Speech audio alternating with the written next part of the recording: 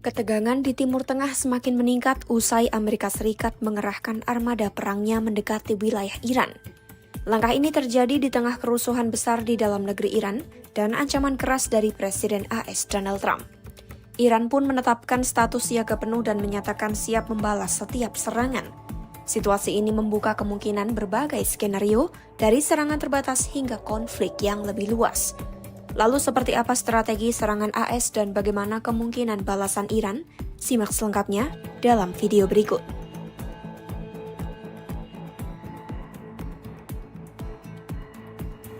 Ketegangan ini dipicu oleh pergerakan gugus tempur kapal induk USS Abraham Lincoln bersama 3 kapal perusak pendamping yang dikabarkan telah memasuki Samudra Hindia.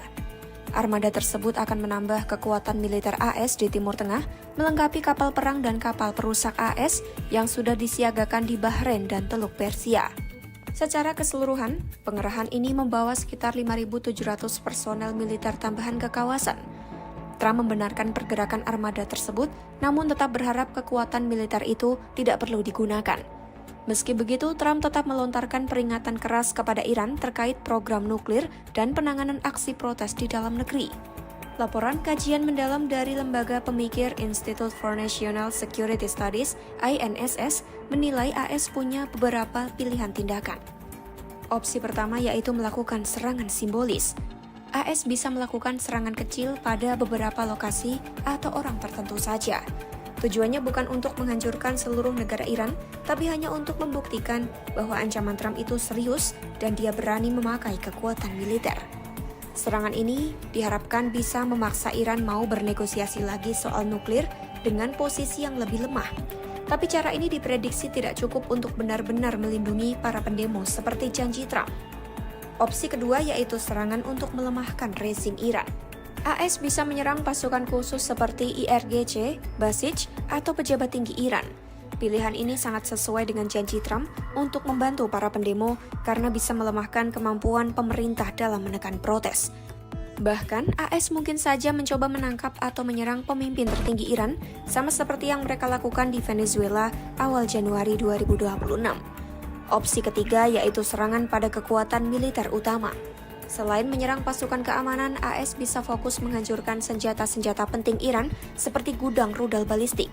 Hal ini dilakukan untuk kepentingan AS sendiri agar Iran tidak bisa membalas dan membuat biaya yang harus dibayar Iran jadi sangat mahal jika mereka tetap melawan. Di samping itu, jika AS menunggu sedikit lebih lama dan protes terus berlanjut, AS disebut bisa memindahkan lebih banyak pasukan dan senjata kembali ke Timur Tengah. Dengan lebih banyak pasukan, risiko bagi tentara AS jadi lebih kecil dan mereka bisa melakukan serangan yang lebih besar. Pada kenyataannya, proses penambahan pasukan ini sudah mulai berjalan. Jika protes mereda, Iran bisa mengaku mereka sudah menuruti perintah Trump untuk berhenti menindak pendemo. Ini memberi kesempatan bagi Trump untuk merasa menang tanpa harus perang. Jika ini terjadi, AS mungkin batal menyerang atau hanya melakukan serangan kecil formalitas saja. Trump disebut terlihat mulai mempertimbangkan jalur ini. Semuanya tergantung apakah Iran mau mengalah soal program nuklir mereka atau tidak. Akan tetapi sulit untuk memastikan mana yang akan terjadi. Meski demikian, kemungkinan AS untuk benar-benar menyerang secara militer disebut telah meningkat dalam beberapa hari terakhir. Sebaliknya, peluang bahwa masalah ini selesai tanpa serangan dari AS justru semakin mengecil.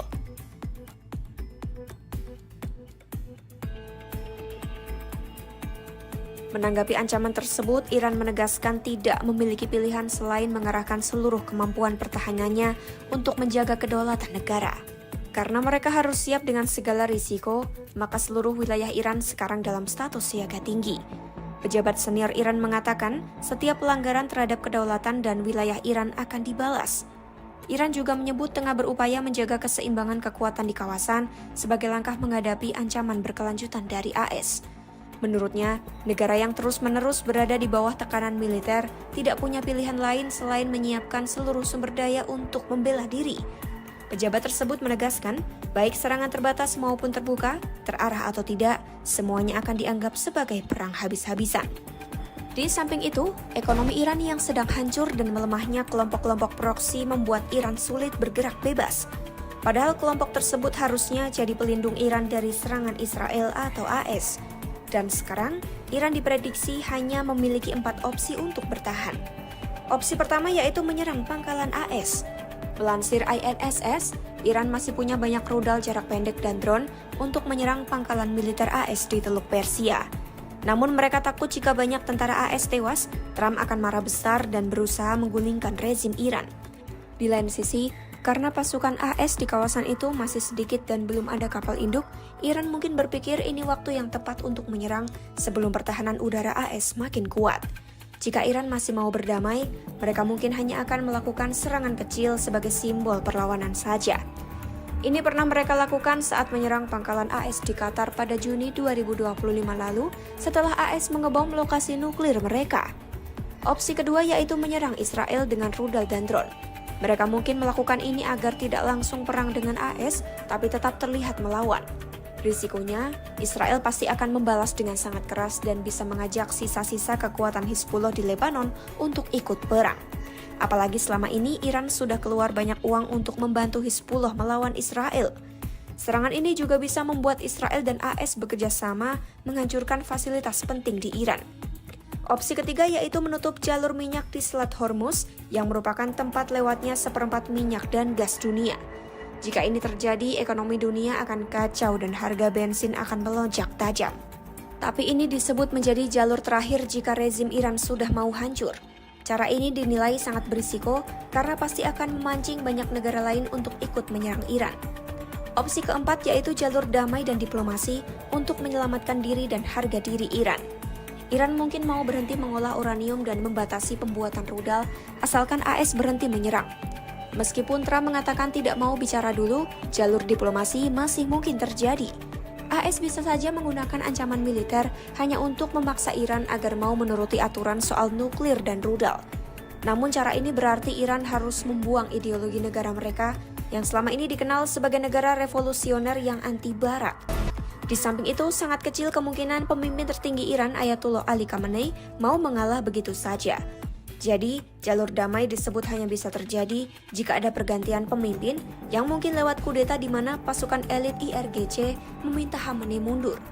Ini mirip dengan kejadian di Venezuela di mana pemerintahan berganti tapi tetap di bawah kendali AS. INSS menyebut jika ini terjadi, kelompok oposisi Iran mungkin akan tersingkir dari permainan politik. Apapun skenario yang diambil, baik serangan militer maupun jalur diplomasi, dampaknya akan sangat terasa bagi stabilitas global, terutama pada ekonomi dan keamanan dunia. Rezim Iran kini harus memilih antara menjaga ideologi atau bertahan hidup di tengah tekanan hebat AS. Tinggalkan pendapatmu di kolom komentar, ikuti terus perkembangan terbaru konflik AS-Iran